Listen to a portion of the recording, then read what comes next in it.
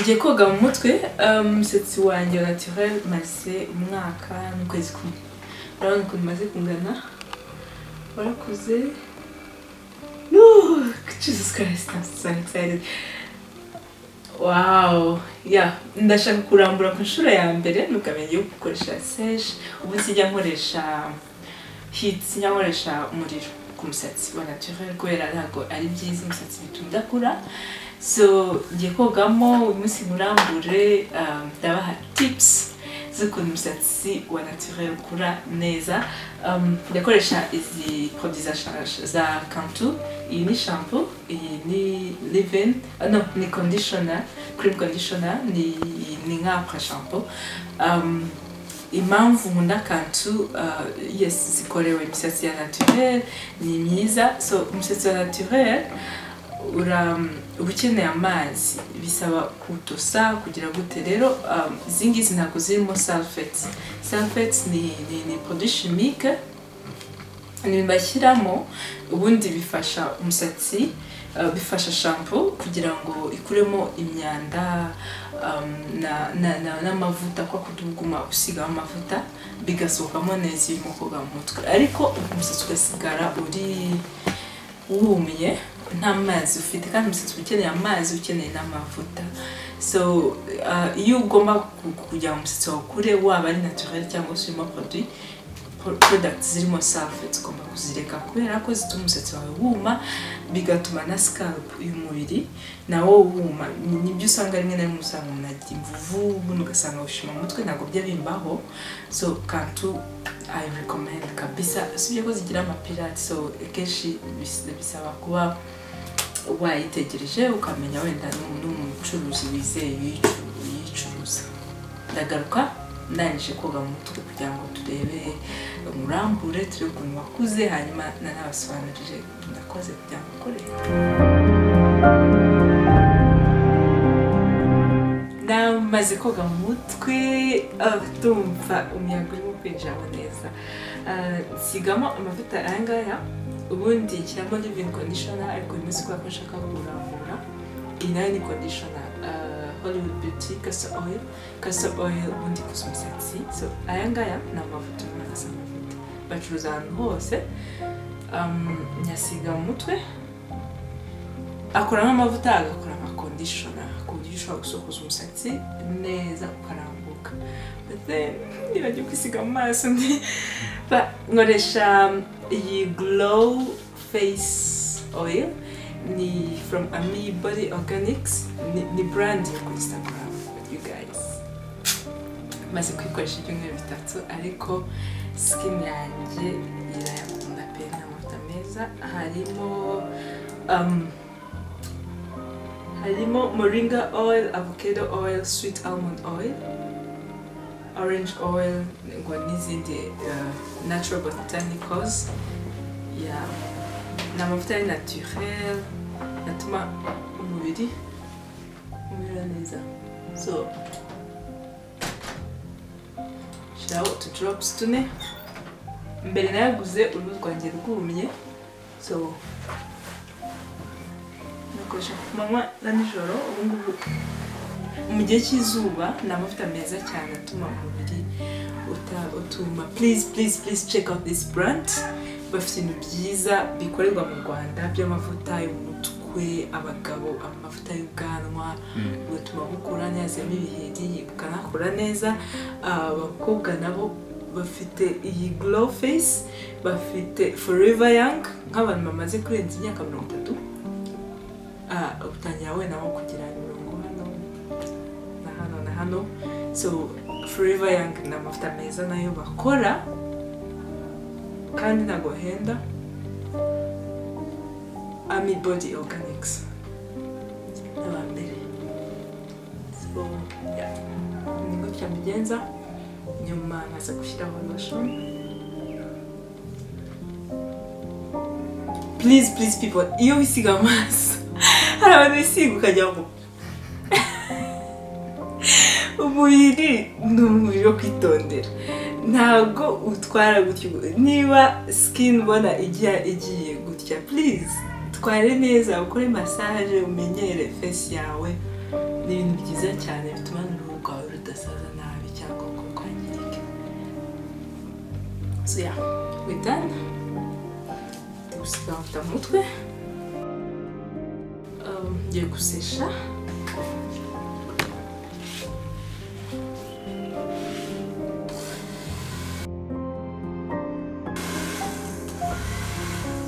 You guys, darangije umusatsi warakoze. Jesus Christ, look. Wow, can you see?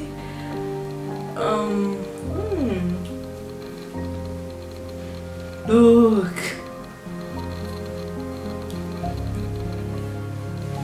Wow, can you see? Oh my god. Wow. Bigeze hano. Ibaze urimo product nabeshya. Hashize umwaka umwe.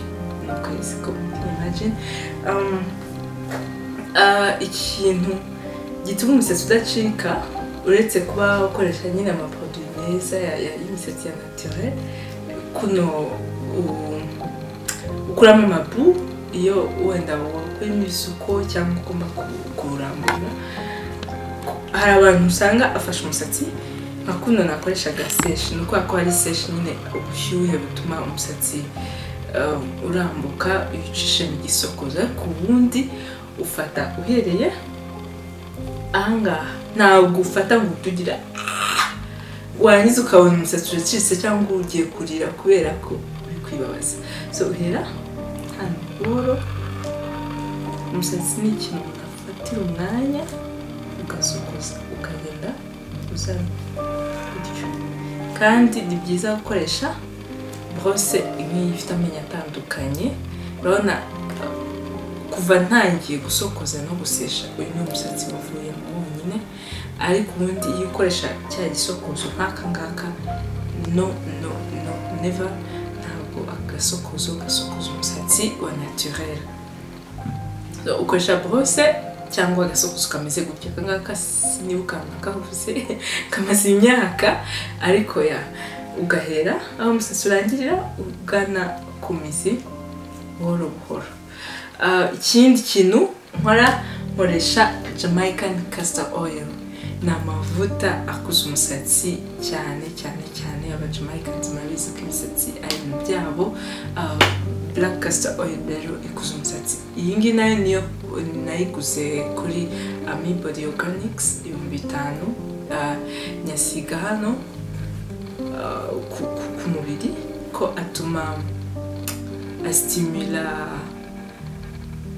imisi, atuma imisi y'umusatsi ikura kwa na amavuta meza cyane. Ubishatse ni brand iri kuri Instagram, ushaka kureba ukayagura. Nyakoresha nka 3 mu cyumweru kubera ubundi noga mu mutwe wenda nka rimwe mu byumweru 2. So nka 3 mu cyumweru ugenda usiga. Hano umusatsi wanjye wari waracitse ari mutoya kubera gusuka, ariko urabona ko ugenda ukura kubera iyi Jamaican Black castor oil. So ugenda ushyiraho, uzatangazwa no ku musatsi wawe uzarakura nuko mutangiye kuyikoresha. Kubera rero mpozamo ibituta umusatsi wanjye, ubundi nambara wigs, murabizi ko nkora wigs.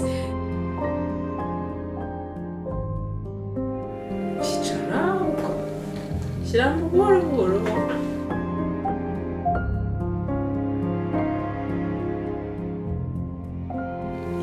Nkoresha Jamaican castor oil, nkoresha ya Hollywood Beauty castor oil.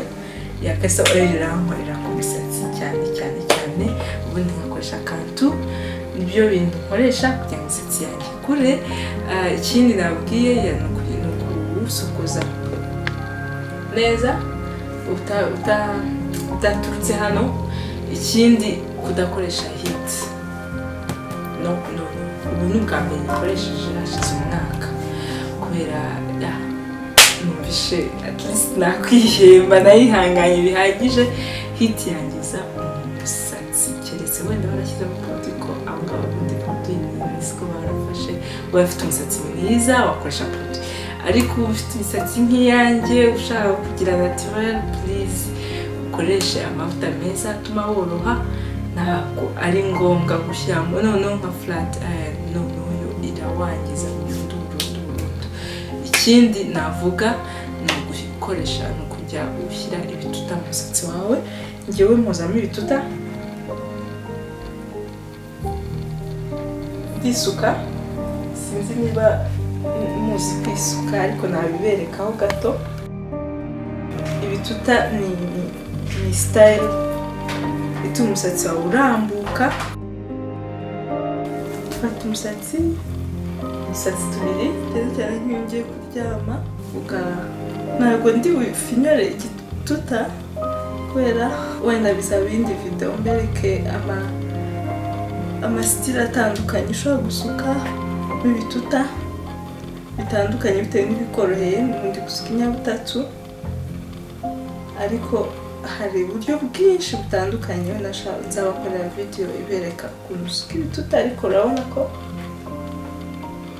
ni ibintu ushyira mu musatsi ukamara igihe ushaka, ubaye ukoresha wig nkanjye cyangwa se bakasuka ibituta ugakoresha amameshi ya crochet kubera utu dusatsi twa hano biraducungura. Urabona ntabwo tuba badukuriye cyane nka kwa kundi usuka amarasita cyangwa ibindi bisuko bituma umusatsi wawe ucika kubera hari igihe usanga uhereye nka hano kubera ibisuko. So ni byiza kugira style zidaca umusatsi zituma umusatsi wawe urambuka kandi ukamerera neza. Ikindi kintu nababwira ni ugushyira amazi mu mutwe mu musatsi. Umusatsi ukenera amazi please. Sinzi aba bavuga ngo ntiwanyagirwa ngo ntiwagira gute iyo utangijwe n'amaproduit kubera produit nicyo kintu cyangiza umusatsi. Ariko niba utarigeze ushyiramo ibintu byinshi ufite naturel, shyiramo amazi kenshi gashoboka mu musatsi, urayabsorba umusatsi niba sinavuga kunywa amazi ariko amazi yinjiramo agatuma umererwa neza, ubyibuha, umera neza. Umusatsi wumye ntabwo ari mwiza. So usiga amavuta kuri scalp ubundi ukajya ushyiramo amazi nka gatatu mu cyumweru mu musatsi ahagije. Ni byiza cyane. So ngiye gufunga agashinyo, sinzi niba kari bijyemo. Ntabwo ndi useke kahita kavamo. No, that's fine, ndabona ari sawa. Ngiye gufungira inyuma. Ngiye gufungira inyuma nshyireho agapostishe kugira ngo dukomeze. Ndashaka gukoresha iyi Eco Styler Gel. Bafite imisatsi naturel murabizi ko Eco ari inshuti yacu. By the way, abantu bafite imisatsi ya produit, ejo bundi nakoresheje Eco gusokoza human hair gel ituma umusatsi ikigudi kigumamo. Ntarinzi nzabereka, it's very nice. Eco ni gel ya mbere gel y'Imana mbese muri make. So ngiye kwisigamo kugira ngo mbashe gusokoza.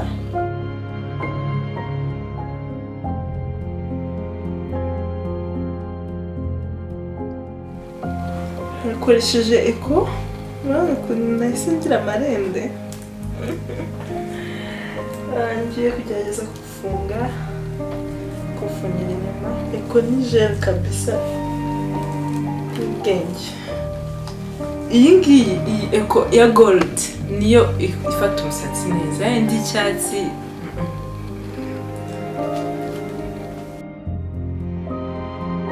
ubundi iyo ufite nk'akadodo niko gafata umusatsi neza, ariko ngiye gukoresha fimbo. Ndagafite ariko ntabwo mfite umwanya wo kwifunga, ntabwo ngira iyo patience.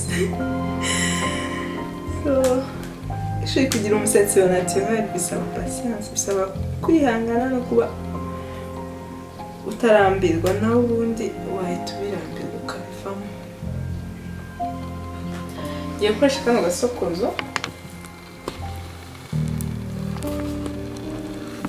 kugira ngo byamishe neza. Wenda ngiye gukora utu baby hair dutoya kubera umusatsi wa naturel udafite baby hair ubona. Hanyuma hano nshyireho postiche. Ngiye kuba nshyizemo agatambaro. Hey guys, maze ku unboxinga udu pins two mu musatsi twiza look from Elegant Empire Care. Nayo ni brand yo kuri Instagram. By the way, kubera corona nsigaye ngura ibintu byinshi kuri Instagram bakabidelivaringa hano abantu bose muri business ziri online. Kongs kuri ni service nziza umuntu kuba yicaye mu rugo ukareba ikintu wagikomanda mu gihe nk'isaha kikakugeraho amaherena meza cyane. Dadia, thank you so much. Ngiye kudushyiramo hanyuma nkoreshe iyi postiche ndayisokoza n'iyi kantu curling cream kubera urabona amakarozo yavuyemo. Iyi postiche actually nayo ndayikora bifite utu pins twinjira mu musatsi hanyuma ukayishyiraho ubwo uyishaka wahamagara ukayikorera commande. So ngiye kuyisokoza namagara kuyisokoza nshyiramo curling cream kugira ngo aya makarozo abe agume. So ngiye gukoresha iyi brosse, ni brosse y'amenyo akoresha hano. Nakoresha iyi gummy styling wax nayikora nka kuko nakoresheje kantu ariko ukuntu ifatana. So ndabikoresha hair ariko iyo ushaka nko gustyling imisatsi yaba ari natural cyangwa ari produit irafata cyane imeze. By the way, ifata na wig iyo ari wig ifite closure, iyi styling wax irayifata closure cyane. So ngiye ikoresha tureba edges.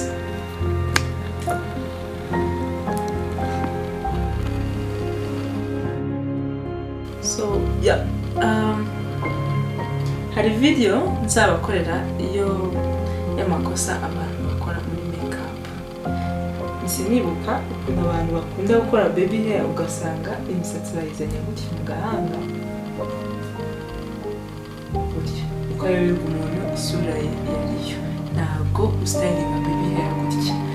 So ubitwaramo kugira ngo nibura ugerageze gusa n'umusatsi.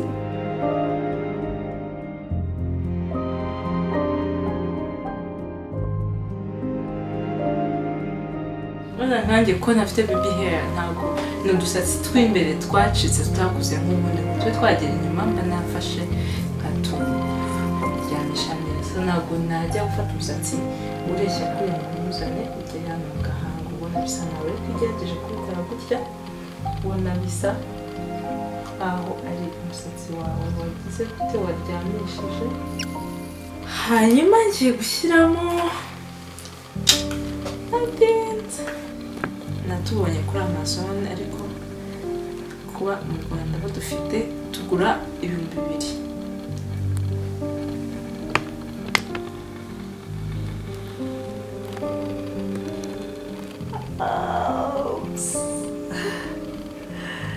Guys, umusatsi wanjye ntuvemo kano kagiyemo neza yewe. Yes, so ngiye gufunga agatambaro kugira ngo imisatsi yavuyeho yongere iryame. Hanyuma nahita nshyiraho postiche. So ngiye gushyiraho iyi postiche ifite tuno tuntu two gufatamo. Ndayishyira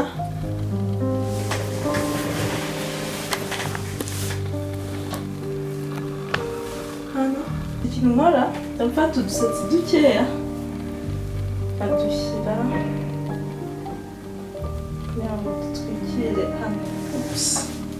Ni ukumakinga sure ko ibintu bitagaragara. Voilà.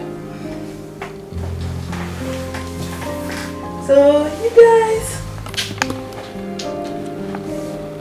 someone is feeling beautiful. Yeah. Natural hair, team natural hair. Please, please, please. Niba ukunze iyi video, uyihe like, share, subscribe. Ni button iri hasi y'umutuku kugira ngo ugire izindi videos nyinshi. Ntabwo nzongera gutinda uploadinga videos, nzagishiraho videos nyinshi. Ndabizi ndimo kuyaga, so ukurikire next video kugira ngo urebe uko dukora makeup. Thank you.